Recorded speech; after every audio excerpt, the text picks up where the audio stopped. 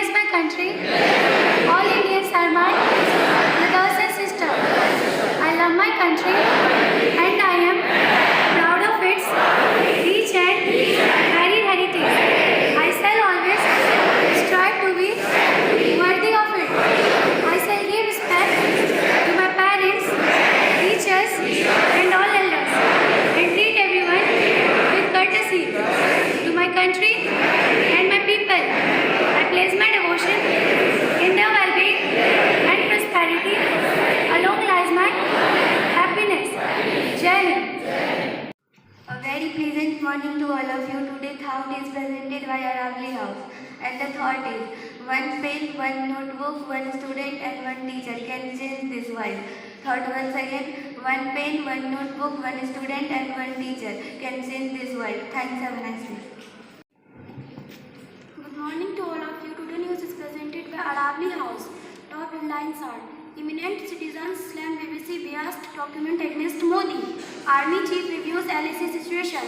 Home Madams India's choice for World Heritage tag. NATO is still holding strong on Ukraine. Germany slammed for refusing tanks. Sunak scores as UK vote winner over Boris Johnson. COVID has infected 80% of Chinese, says government scientist. Now news from sport world. Manipur erupts in joy after making plate group final. Acceleration voltage through to final of India Open. Thanks, have a nice day. You today word is presented by Aravali House and the word is garden in Hindi, Bagicha in Garo, Bari, B-A-R-L.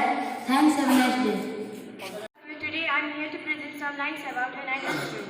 The word student refers to a learner, a person who wishes to acquire a certain kind of knowledge and wisdom or skill in a particular field or enhance her intellectual capabilities in a general manner is a learner or a student. An ideal student should first of all be punctual. He should know the value of time. Unless he realizes how precious the time is, he will not be able to master himself. If he lacks this quality, time, the great power will finally beat him and he will fail to achieve his goal. Next, an ideal student should be obedient and should have an open mind. Unless he follows the instruction of his teacher and allow himself to be corrected and reformed for a betterment, a student will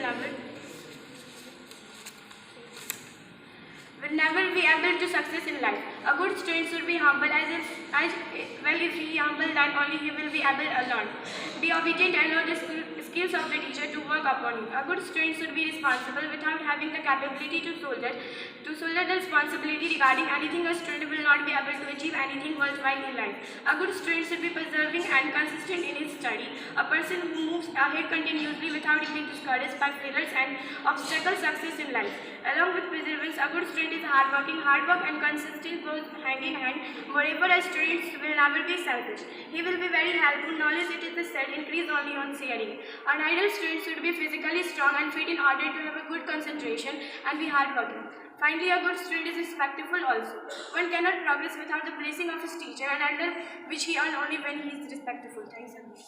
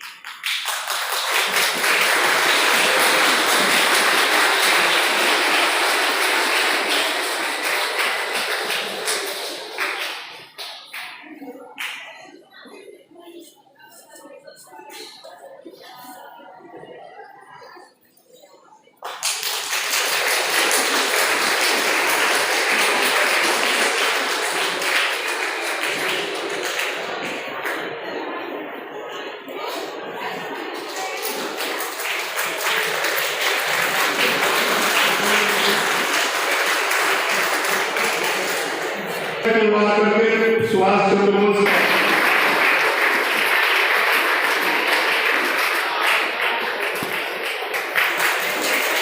लोगों ने सही सही खून की कीमत पहचानी थी। जिस दिन सुभाष ने बर्मा में मांगी उनसे कुर्बानी थी। बोले स्वतंत्रता की खातिर बलिदान तुम्हें करना होगा। तुम बहुत जी चुके जग में लेकिन आगे तुम्हें मरना होगा।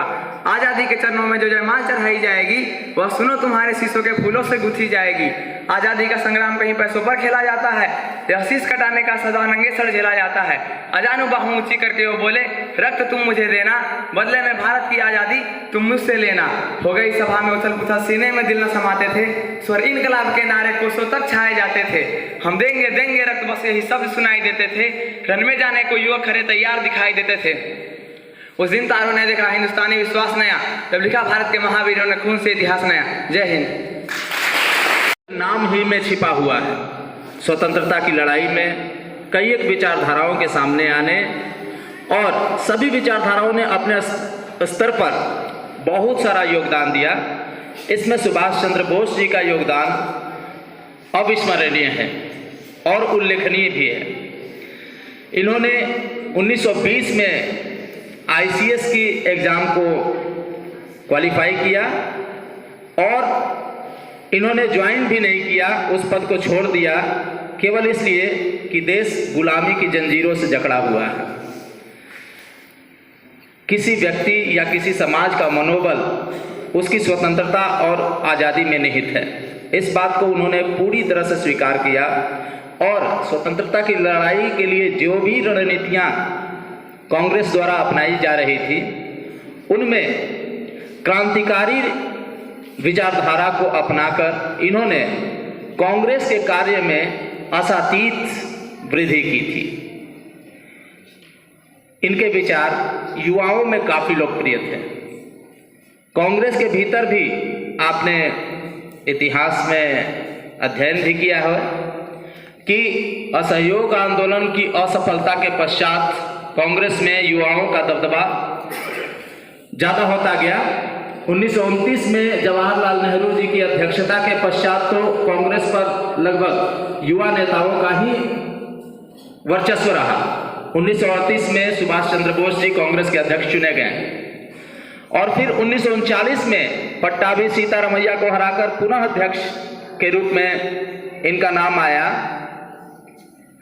फिर गांधी जी से मतभेद के कारण, जैसा कि R.K. चौधरी सर ने आपके सामने स्पष्ट भी किया, इन्होंने कांग्रेस का पद छोड़ा, आज़ाद हिंद फौज की स्थापना की और तत्कालीन सभी बड़ी शक्तियों जर्मनी, जापान जैसे देशों से मुलाकात की और अंग्रेजों के विरुद्ध सैनिक, आर्थिक और राजनीतिक सहायता की अपेक्षा भी की। साथ ही इन्होंने म्यांमार में आज़ाद भारत की स्थापना की और आज़ाद हिंद फौज की स्थापना की। ये अंग्रेजों से लड़ते हुए पूर्वोत्तर भारत में बहुत दूर तक, बहुत अंदर तक एक स्वतंत्र स्वशासी राज्य की भी स्थापना किए थे। सुभाष जी का योगदान हमारे युवाओं में देशभक्ति की भावना को प्रेरित करता है और साथ ही जैसा कि अभी हमने अपने तालियों में स्पष्ट किया, हमारे तालियों में इनके प्रति श्रद्धा का भाव होना चाहिए। और जैसा कि हर साल हम लोग इस कार्यक्रम को मनाते हैं, जब कोई भी कार्यक्रम एक बारंबारता के रूप में आ जाता है या फिर लगातार एक सिस्टमेटिक ढंग से आ जाता है तो धीरे धीरे उसमें निरस्ता उत्पन्न होने लगती है कि रोज रोज उसी तरह से कार्यक्रम मनाए जाते हैं। हमारी भारत सरकार ने इस चीज़ को समझा और इसके इम्पोर्टेंस को भी समझा।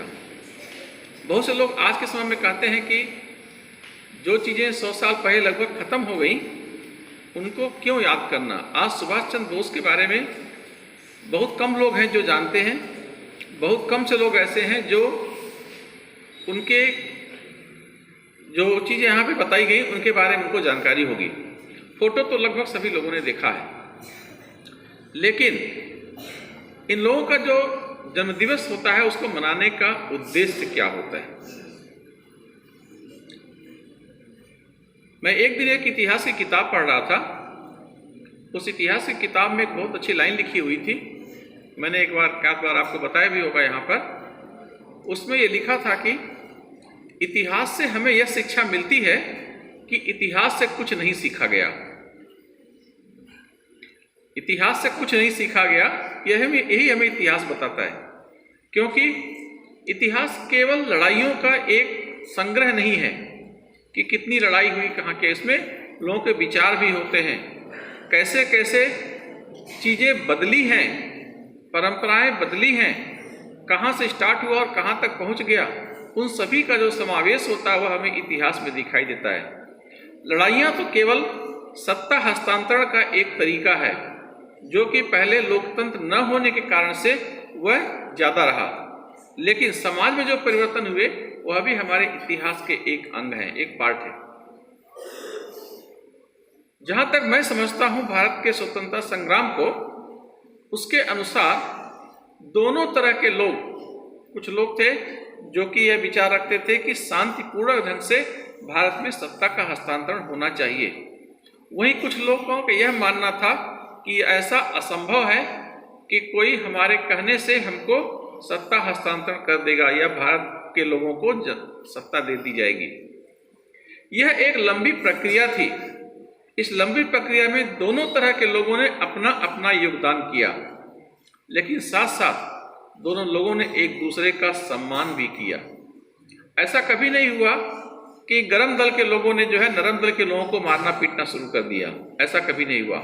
या फिर नरम दल के लोगों ने गरम दल के लोगों के अगेंस्ट में कोई काम करना शुरू कर दिया, ऐसा भी बिल्कुल नहीं हुआ। क्योंकि लक्ष्य इन लोगों का एक ही था, बस केवल रास्ते अलग अलग थे। जब हम इनके बारे में और ज़्यादा जानकारी देखते हैं तो हमें ये पता चलता है कि इन लोगों ने अपने जीवन का सारा सुख छोड़ दिया, इसलिए कि आज हम यहाँ पर खुली हवा में सांस ले सकें।